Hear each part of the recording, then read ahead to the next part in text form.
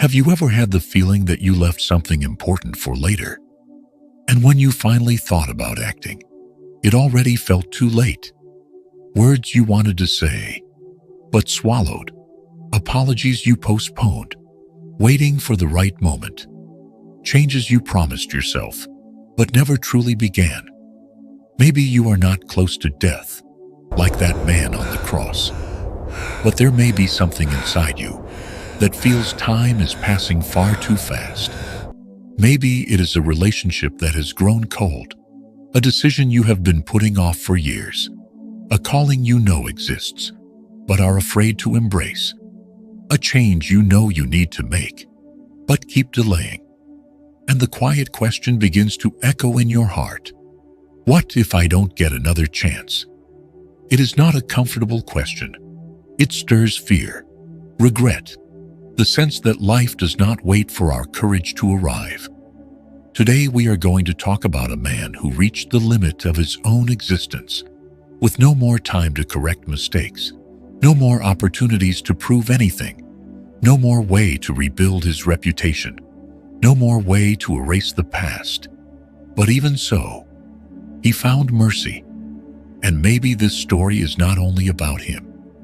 Maybe it is speaking directly to you.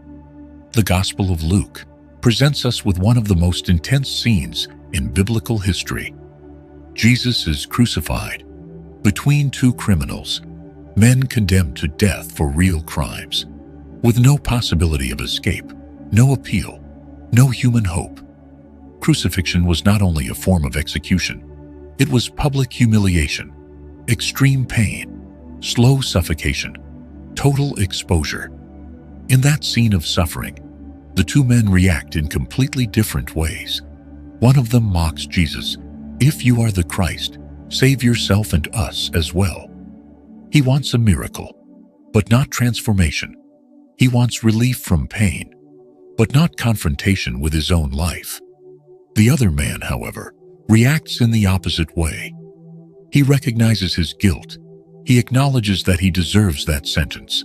He admits that his story was built on wrong choices, and he recognizes something even deeper. Jesus is innocent. Then, with the little strength he has left, he makes a simple request. "Jesus, remember me when you come into your kingdom." It is not a sophisticated request. It is not a long prayer. It is not a perfect theological confession. It is simply a broken heart asking for mercy. And Jesus' answer changes everything. "Today, you will be with me in paradise." Today, not tomorrow, not after paying a debt, not after proving change. Today. Imagine that man's mind. He had no time to fix the past, no way to return what he had stolen, no way to ask forgiveness from those he had hurt, no way to build a new reputation, no way to prove that he had changed. All he had was that moment. Maybe you also carry things you can no longer undo. Decisions that change the direction of your life, broken relationships, lost opportunities, impulsive choices that brought real consequences. Maybe there is a voice inside you saying, "Now, it is too late. You have already ruined everything. You have crossed the line. God will not listen to you anymore." That voice does not shout. It whispers. It seeps into your thoughts. It shapes your self-image. But the cross confronts that lie. The illusion of the last chance. We were taught to believe that everything has to be earned, that redemption must be deserved, that change must be proven, that love must be paid for. That logic works in the world. But it does not work in the kingdom. The thief had no spiritual resume. He had no good works. He had no time to change his behavior. He had only a broken heart. This deeply confronts our pride, because we would like to control our own redemption. We would like to pay for our mistakes. We would like to compensate. We would like to maintain some sense of merit. But grace does not work that way. Grace does not negotiate. Grace does not demand performance.